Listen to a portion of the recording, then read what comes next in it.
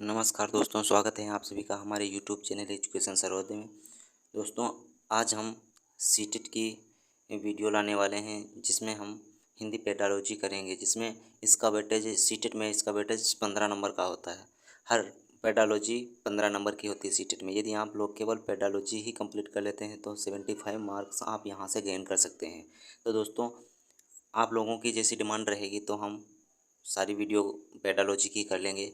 तो दोस्तों, शुरुआत करते हैं हम आज हिंदी पेडालॉजी की, जिसमें हम हिंदी पेडालॉजी के कुछ चैप्टर्स कवर करेंगे। उसके बाद में नेक्स्ट हम देखेंगे और आगे बढ़कर सारे वीडियो में इसकी पेडालॉजी कवर कर लेंगे। लगभग इसके 3-4 वीडियो बनाएंगे।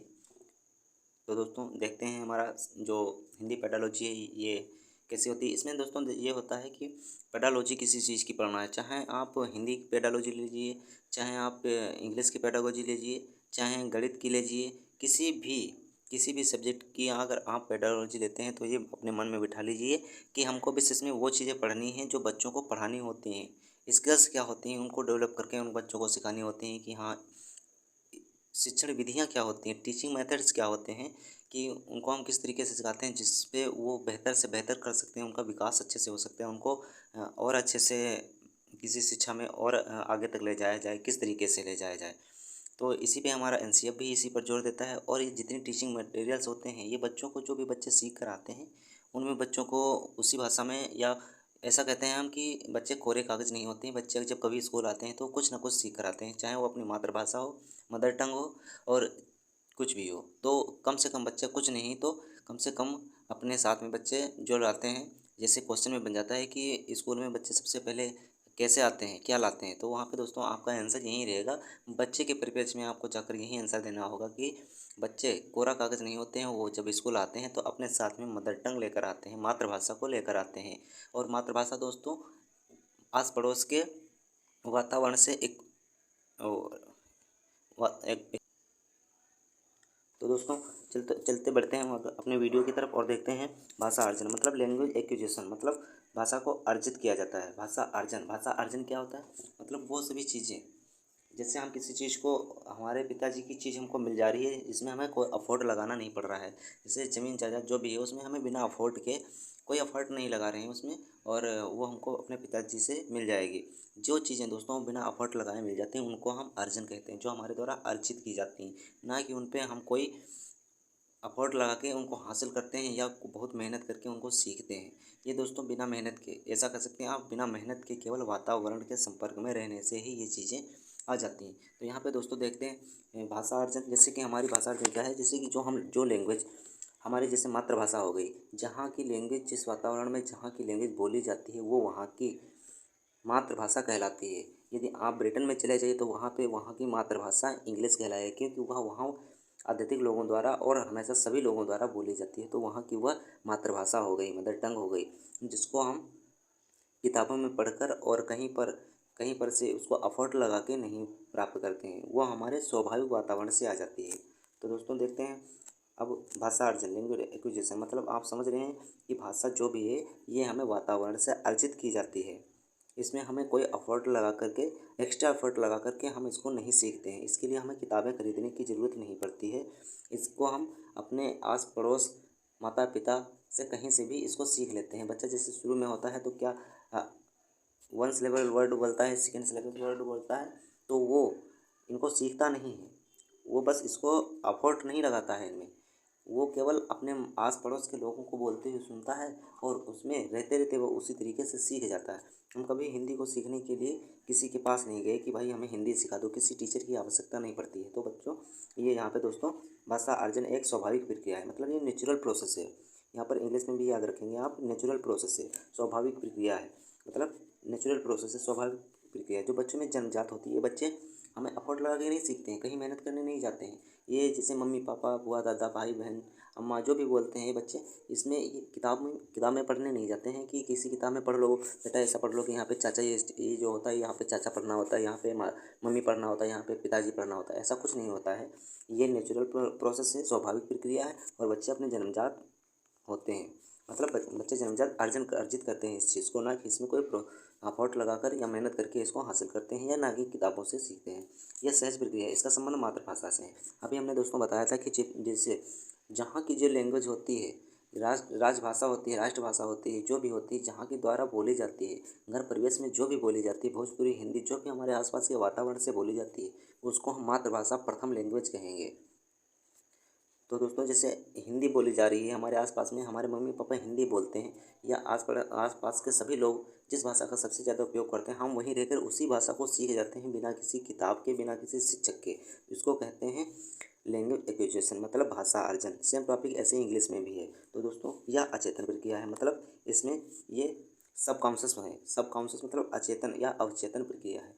इसमें किसी चीज़ की मेहनत नहीं लगती, इसमें हमें एक्स्ट्रा दिमाग नहीं लगाना पड़ता है। यह कॉन्शियस नहीं है, अनकॉन्शियस है दोस्तों। ये इसमें कोई अफोर्ड नहीं लगा रहे हैं हम, कोई मन से नहीं पढ़ रहे हैं हम, किसी चीज़ को सीखने के लिए स्कूल नहीं जा रहे हैं हम, किताबी ज्ञान को नहीं पकड़ रहे हैं हम, किताबों में इस चीज़ को सीखने के लिए नहीं करते, किसी किताब को नहीं खरीद रहे हैं। तो दोस्तों ये आसपास की जो भी लैंग्वेज होती है, ये फर्स्ट लैंग्वेज तथा जिसको कहते हैं मातृभाषा, ये फर्स्ट लैंग्वेज भी होती है, मातृभाषा होती है। यही दोस्तों हमारी भाषा अर्जन होती है, मतलब इसी को हम अर्जित करते हैं, ना कि इसको हम सीखते हैं। तो दोस्तों आगे बढ़ते हैं और देखते हैं भाषा अधिगम क्या है। भाषा अधिगम मतलब जिसको हमें एफर्ट लगाना पड़ता है, जिसके लिए हमें स्कूल को जाना पड़ता है, जिसके लिए हमें शिक्षक की आवश्यकता होती है, और जिसको हम अपनी आवश्यकता के अनुसार, जब हम किसी चीज़ जिसकी आवश्यकता होती है, हमें सीखना पड़ता है, किसी टीचर की आवश्यकता होती है, उसको हम भाषा अधिगम कहते हैं। मतलब जो हमें अफोर्ट लगा के सीखी जा रही है, मतलब जिसको हम अफोर्ट लगा के सीख पा रहे हैं, जिसके लिए टीचर की आवश्यकता होती है। जैसे अपने भारत में दोस्तों जैसे अधिकतर हिंदी बोली जाती है, ग्रामीण क्षेत्रों में अधिकतर खड़ी बोली बोली जाती है, जिस तरीके की बोली जाती है, वहाँ की भाषा को वहाँ का रहने वाला बच्चा कोई भी आसानी से सीख जाता है। वो हो गया भाषा अर्जन। अब उससे इंग्लिश में बात करने के लिए यदि इंग्लिश को सीखना पड़ रहा है, टीचर की आवश्यकता हो रही है, मैथ लगाने की गणित लगाने के लिए, मैथ लगाने के लिए टीचर की आवश्यकता पड़ रही है, बोलने के लिए, कम्युनिकेट करने के लिए, कहीं पर हमें स्पीच देने के लिए इंग्लिश की आवश्यकता पड़ रही है, और हमारा वातावरण इंग्लिश का नहीं रहा, हमारा वातावरण रहा है, जो भी परिवेश हमारा आसपास का जो भी रहा है वो हिंदी का रहा है। तो क्या होता है दोस्तों, हमें ज़रूरत पड़ती है तो हम इंग्लिश सीखते हैं। इंग्लिश सीखने के लिए हमको किताबें खरीदनी पड़ती हैं, इंग्लिश सीखने के लिए हमें कोई कोचिंग करनी पड़ती है, इंग्लिश टीचर की आवश्यकता पड़ती है। तो दोस्तों तब हम इसका अधिगम मतलब सीख पाते हैं। तो ये दोस्तों क्या कैसी प्रोसेस है, ये कॉन्शियस प्रोसेस है, सॉरी दोस्तों कॉन्शियस प्रोसेस है। मतलब इसमें चेतन प्रक्रिया लगती है, और ये सेकेंड लैंग्वेज मानी जाती है। जैसे ये हम हमारी फर्स्ट लैंग्वेज मातृभाषा हिंदी हो गई, और दूसरी हमारी सेकेंड लैंग्वेज इंग्लिश हो गई। तो दोस्तों इंग्लिश सीखने के लिए हमें इन सभी चीज़ों की आवश्यकता पड़ती है। इसका संबंध दूसरी भाषा से है, मतलब यह सेकेंड लैंग्वेज के रूप में होती है। यह चेतन प्रक्रिया है, मतलब इसको हमें सीखना पड़ता है। यह चेतन है, इसमें दिमाग एफर्ट लगा के इसको सीखते हैं, बिना एफर्ट के नहीं सीख पाते हैं हम इसको। तो ये हमारी सेकेंड लैंग्वेज हो गई, और ये दूसरी भाषा भी हम इसको कह सकते हैं। और यह चेतन प्रक्रिया है, इसमें पूरा एफर्ट लगाते हैं कि हमको इंग्लिश सीखनी है। हम अल्फ़ाबेट्स जाके सीखते हैं, और सेंटेंस बना सीखते हैं, ग्रामर सीखते हैं दोस्तों। तो ये चीज़ें हमारी अधिगम होगी, मतलब इनको जाके हम एफर्ट लगा के सीख रहे हैं। तो इसको कहते हैं भाषा अधिगम। इसमें व्याकरण के नियम सिखाए जाते हैं। जैसे हिंदी में दोस्तों हमें बोलने के लिए किसी चीज़ की आवश्यकता नहीं होती, जब हम इंग्लिश बोलने के लिए या इंग्लिश के लिए कुछ भी करते हैं, तो यहाँ पर दोस्तों हमें आवश्यकता पड़ती है। जैसे इंग्लिश सीखना है तो बोलते हैं कि इंग्लिश बोलने के लिए आपको ग्रामर आनी चाहिए, तो यहाँ पे दोस्तों हमको ग्रामर सीखनी पड़ती है, ग्रामर के नियम सीखने पड़ते हैं कि कैसे क्या है। तो ये दोस्तों प्रयासपूर्ण है, यहाँ दोस्तों प्रयासपूर्ण है, मतलब पूरा एफर्ट लगाना पड़ता है, इसमें बहुत कोशिश करनी पड़ती है, तब जाके हमें कहीं इंग्लिश सीख पाते हैं। मतलब हम इसमें कोशिश कर रहे हैं। और भाषा अर्जन में फर्स्ट लैंग्वेज हमारी मातृभाषा थी, जिसको सीखने के लिए हमें कहीं से एक्स्ट्रा एफर्ट नहीं लगाना पड़ रहा था, इसमें हमें पूर्ण एफर्ट लगाना पड़ रहा है। सीखने की कोशिश करें, मतलब भाषा अधिगम, अधिगम का मतलब ही होता है सीखना, जिसमें हम बहुत मेहनत से सीख पा रहे हैं। और यह औपचारिक प्रक्रिया है, वो अनौपचारिक प्रक्रिया थी, ये औपचारिक प्रक्रिया है। मतलब वो स्वाभाविक थी, ये औपचारिक थी। ये औपचारिक है, और भाषा अर्जन अनौपचारिक प्रक्रिया है। बढ़ते हैं दोस्तों आगे, देखते हैं।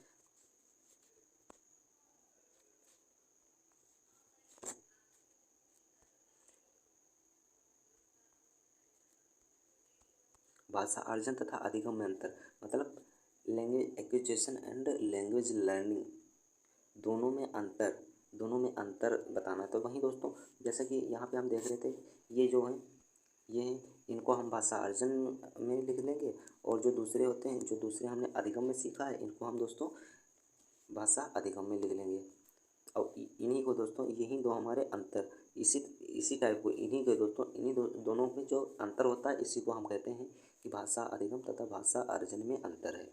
तो यहाँ पे देख लेते हैं एक बार दोस्तों, भाषा अर्जन स्वाभाविक प्रक्रिया है, मतलब जो भी है ये स्वाभाविक प्रक्रिया, नेचुरल प्रोसेस है, तथा अधिगम नियमबद्ध प्रक्रिया है। मतलब अधिगम अगर कर रहे हैं, देखें जैसे दोस्तों यहाँ पे भाषा अर्जन स्वाभाविक प्रक्रिया, ये नेचुरल प्रोसेस से हमारे वातावरण से आ जाती है, कोई दिक्कत नहीं है। भाषा अधिगम नियमबद्ध प्रक्रिया, मतलब इसमें नियम, व्याकरण इत्यादि को सीखना पड़ता है भाषा अधिगम में।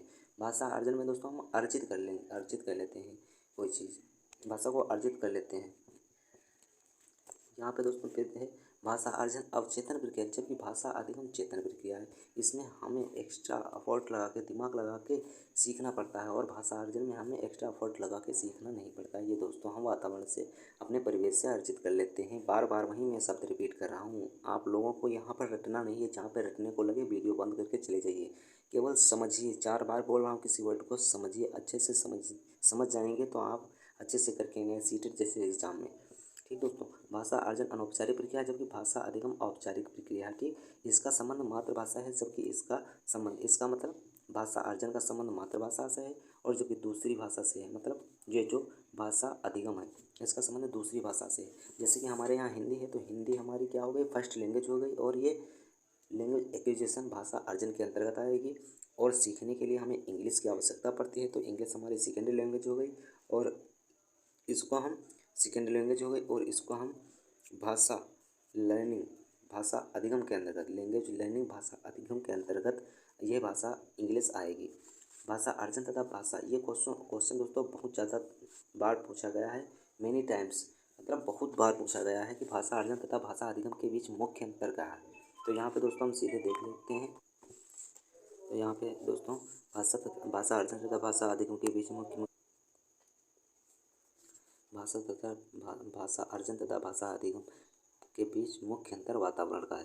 या फिर दोस्तों जैसे कि मुख्य अंतर वातावरण का कैसे होता है, तो देख लीजिए दोस्तों। भाषा अर्जन हम मुख्यतः अपने प्रथम भाषा मातृभाषा से सीख लेते हैं, अपने आस पड़ोस से सीख लेते हैं, और अधिगम के बीच हमें वातावरण नहीं मिल पाता है, तो हम इसको अधिगम करना पड़ता है। इसको वातावरण की आवश्यकता नहीं होती। यहाँ पे दोस्तों हमें अफोर्ड की ज़रूरत पड़ती है, यहाँ हमें शिक्षक की ज़रूरत पड़ती है, किताब भाषा आज सभी चीज़ों की ज़रूरत पड़ती है। भाषा अर्जन के लिए किताब भाषा या टीचर की आवश्यकता नहीं पड़ती है, और इसके बीच का मुख्य अंतर वातावरण का है। यहाँ पे जैसे अगर वातावरण हमको इंग्लिश का मिल जाएगा तो हम इंग्लिश अच्छे से सीख जाएंगे, यदि वातावरण हमको मराठी का मिल जाएगा तो मराठी में अच्छे से सीख लेंगे, तेलुगु का मिल जाएगा, तेलुगु को हम अच्छे से सीख लेंगे। तेलुगु जहाँ भाषा बोली जाती है वहाँ की भाषा के लिए प्रथम लैंग्वेज उसकी तेलुगु हो जाएगी। सेकेंड लैंग्वेज अगर वो सीखता है एफर्ट लगा के हिंदी, तो सेकेंड लैंग्वेज उसकी हिंदी हो जाएगी। तो ऐसे ही दोस्तों फिर आगे बढ़ते हैं दोस्तों। लक्ष्य भाषा मतलब टारगेट लैंग्वेज। लक्ष्य भाषा टारगेट लैंग्वेज मतलब जिस भाषा को हम टारगेट करके सीखते हैं कि भाई हमको ये सीखनी है। जैसे कि हमारी मातृभाषा तो हिंदी हो गई, और टारगेट लैंग्वेज मतलब इसको आप हमको इंग्लिश सीखनी, कहीं स्पीच देने के लिए या कहीं इंटरव्यू में पढ़ने के लिए हमको टारगेट करते हैं कि नहीं हमको इंग्लिश सीखनी है, नहीं हमको मलयालम सीखनी है, नहीं हमको हिंदी वो जैसे मराठी सीखनी है, पंजाबी सीखनी है, तो इसको हम टारगेट करके सीख रहे हैं, सेकेंड लैंग्वेज के रूप में टारगेट करके सीख रहे हैं कि हमको ये भाषा सीखनी है।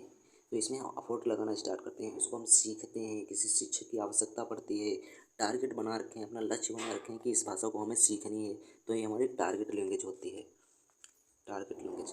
और मातृभाषा क्या होती है दोस्तों, मातृभाषा भाषा का पहला रूप मातृभाषा होती है। मतलब जैसा बच्चा सीखता है अपनी मम्मी से सीखता है, अपने पापा से सीखता है, अपने आस पास से सीखता है, आस पड़ोस से सीखता है, पास पड़ोस से सीखता है, तो उसको हम कहते हैं कि मातृभाषा, उसको मातृभाषा कहते हैं।